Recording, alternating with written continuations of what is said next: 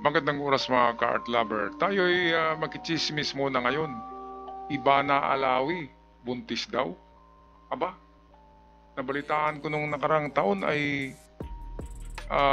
ano daw, 'di ba? Mayroong kaano ito na politiko, 'di ba? Congressman yata, karelasyon. At ngayon buntis daw ayon sa YouTube vlogger.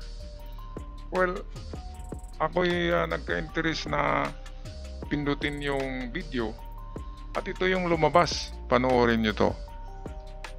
Eto, buntis nga si Ivana eh. Ito. Diyan? Hihilo na ako eh. Hatid mo naman ako dun sa sakayan, no? Sumasakit na yung tiyan ko eh.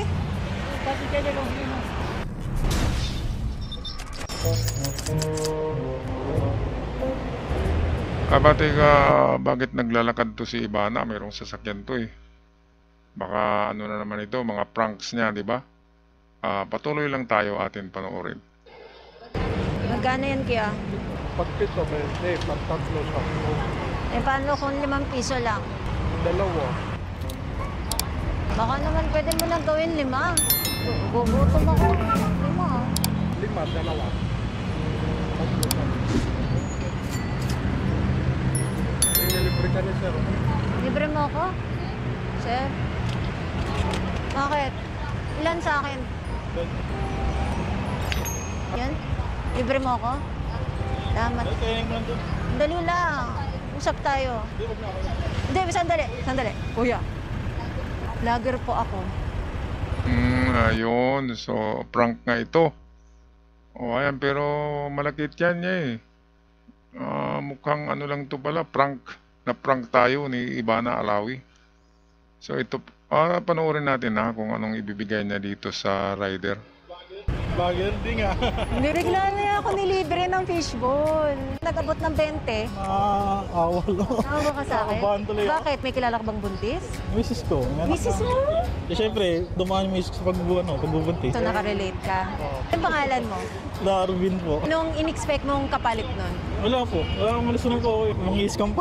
Uy, grabe ka naman. Hindi naman ako scammer. Buntis na nga, scammer pa. Sige, may regalo ako para sa'yo. Hindi ka yun. Pinakabahan ako. Aba. 8, 9, 10, 18, 19, 20,000. Hindi nga. Siguro ko yun.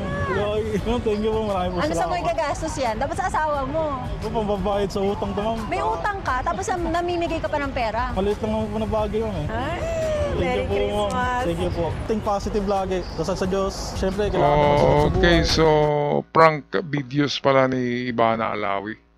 Ang laki ng binigay, no? 20,000. Siyempre, 19 million subscribers eh. Kapag 19 million subscribers, 1/4 niyan ay yung income. So, ano ba ang 1/4 ng 19 million? So, ang half niyan ay 9 million. So, ang 1/4 niyan ay nasa 4.5 million. 4 million ang buwan-buwan na income ni Ivana Alawi sa YouTube. 4 million Grabe. Dahil sikat.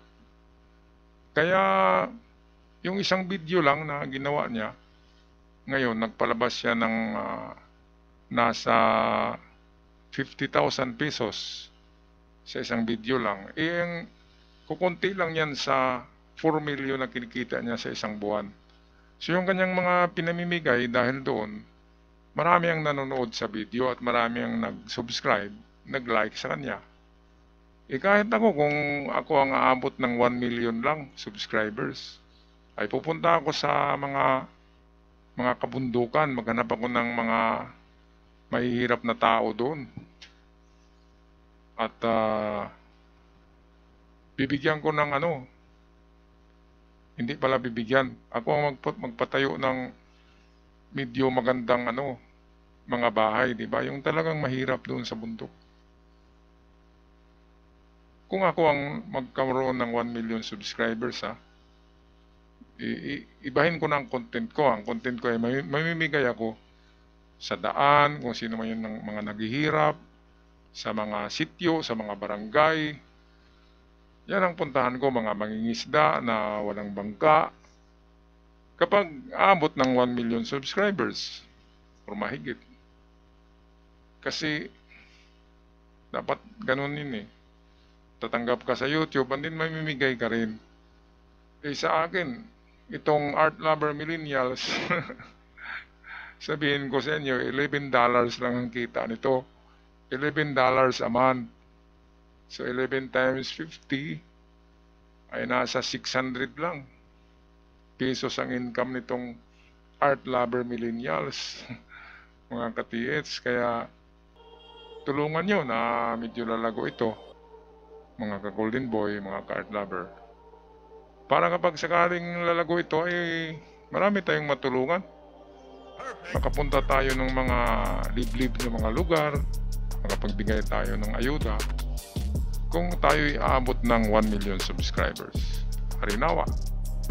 Ako'y magpapaalam na. Maraming salamat sa mga bago pa lamang. Paki-subscribe sa ating channel. Hanggang sa muli, paalam at ingat ang lahat.